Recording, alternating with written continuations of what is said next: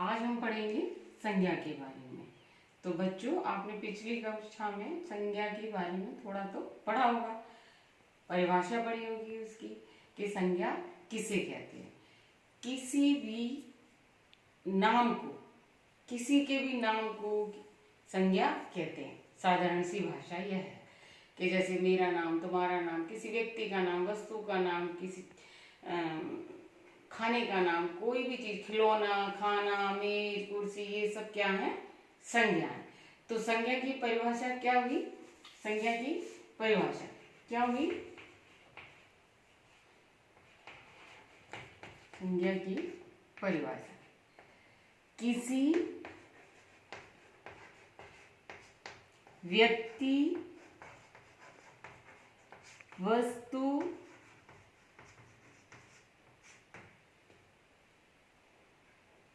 स्थान अथवा भाव के नाम को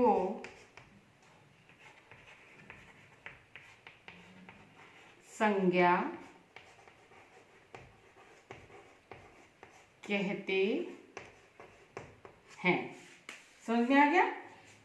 किसी व्यक्ति, वस्तु, स्थान अथवा भाव के नाम को संज्ञा कहते हैं। व्यक्ति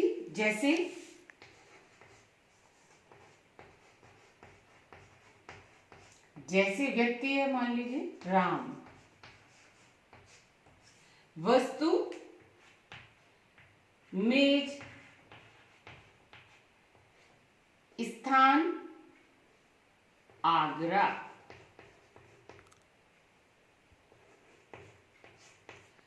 और जो मन का भाव प्रकट होता है, यानी कि किसी व्यक्ति, वस्तु, स्थान या भाव, जैसे कि भाव हो गया हमारा कि वह पढ़ रहा है, लिख रहा है या महसूस कर रहा है, कि रो रहा है, चिल्ला रहा है, रोना,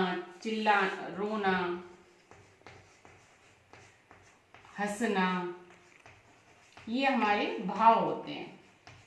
तो किसी व्यक्ति, वस्तु, स्थान अथवा भाव के नाम को संज्ञा कहते हैं। यानी किसी संज्ञा हमारे, जैसे हमने परिभाषा में लिखा, किसी व्यक्ति, वस्तु, स्थान अथवा, यानी कोई भी नाम हमारे खेलने से संबंधित, हमारे जाने से संबंधित, हमारा खिलौना, हमारी मेज, कुर्सी, हमारी अलमारी, ये सब जो है संज्ञा कहलाते हैं। जैसे राम घर जाता है, तो इसमें राम क्या हो गया? संज्ञा हो गई। मेज के नीचे गेंद है, इसमें संज्ञा क्या हुई? मेज हुई और गेंद हुई।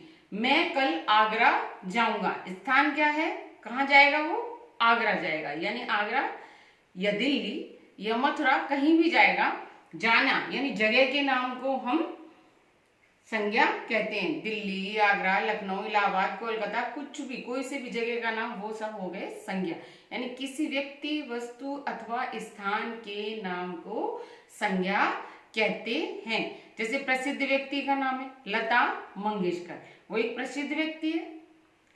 अमिताभ बच्चन, वो एक प्रसिद्ध व्यक्ति है, इंसान है, तो वो व्यक्ति हो गया संज्ञा।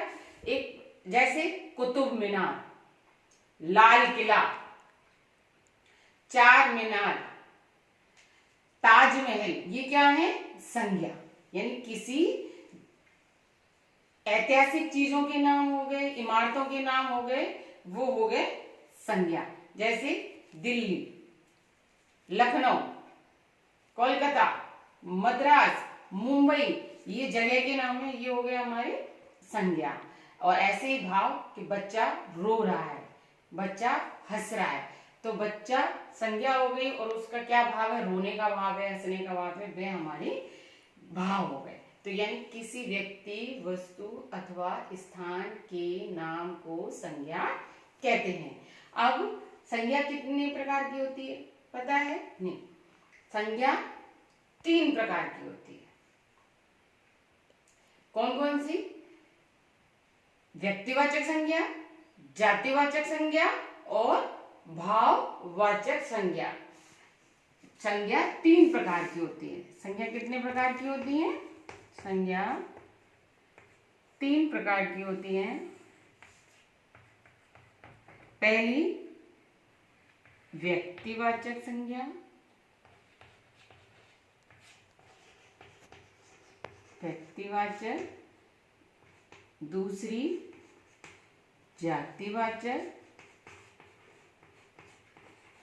और तीसरी भाववाचक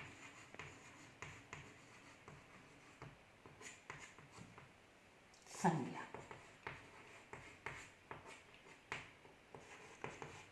व्यक्तिवाचक संज्ञा, जातिवाचक संज्ञा और भाववाचक संज्ञा। संज्ञा 3 प्रकार की होती हैं, व्यक्तिवाचक, जातिवाचक, भाववाचक संज्ञा। आज का विषय संज्ञा जो है उसमें इतना ही वर्णन आपकी कक्षा में दिया गया है।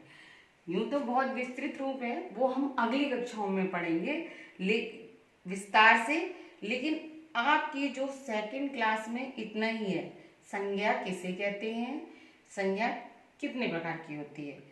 संज्ञा 3 प्रकार की होती है, व्यक्तिवाचक, जातिवाचक, भाववाचक संज्ञा।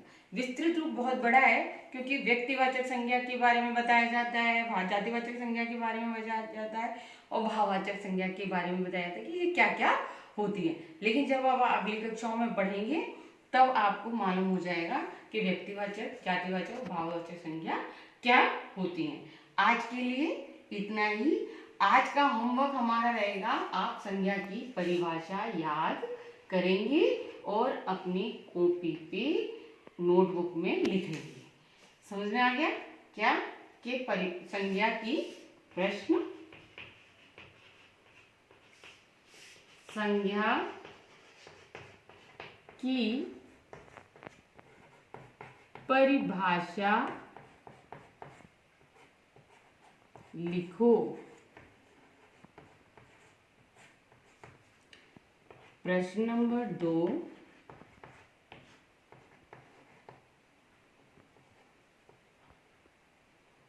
संज्ञा कितने प्रकार की होती हैं? संज्ञा कितने प्रकार की होती है? अच्छा बच्चों, समझ में आ गया कि संज्ञा किसे कहते हैं और संज्ञा कितने प्रकार की होती है। एक बात, जितने भी हमारे नाम हैं, दिनों के नाम, महीनों के नाम, शहरों के नाम, जगहों के नाम और नदियों के नाम, पहाड़ों के नाम, किताबों के नाम, जितने भी नाम हैं वो सब संज्ञा के अंतर्गत आते हैं, वो सब संज्ञा होते हैं। जैसे हमारी जो धार्मिक पुस्तकें होती हैं उनके नाम है, वो सब संज्ञाएं। दिनों के नाम है रविवार, सोमवार, मंगलवार, बुधवार, ये संज्ञाएं हैं। और पर इनके रूप भी अलग अलग है। वो हम डिटेल में तो आपको मैंने जैसे कहा पहले भी कि अगली कक्षा में बताएंगे कि व्यक्तिवाचक संज्ञा के अंतर्गत कौन से नाम आते हैं, जातिवाचक संज्ञा के अंतर्गत कौन से नाम आते हैं और भाववाचक संज्ञा के अंतर्गत कौन से नाम आते हैं। लेकिन अभी के लिए बस इतना ही कि जितने भी नाम हैं वो सारे संज्ञा कहलाते हैं। तो बच्चों, आपको, मुझे उम्मीद है कि आपको संज्ञा समझ में आ गई होगी। आप इसको अपनी नोटबुक में लिखेंगे भी और याद भी करेंगे। धन्यवाद।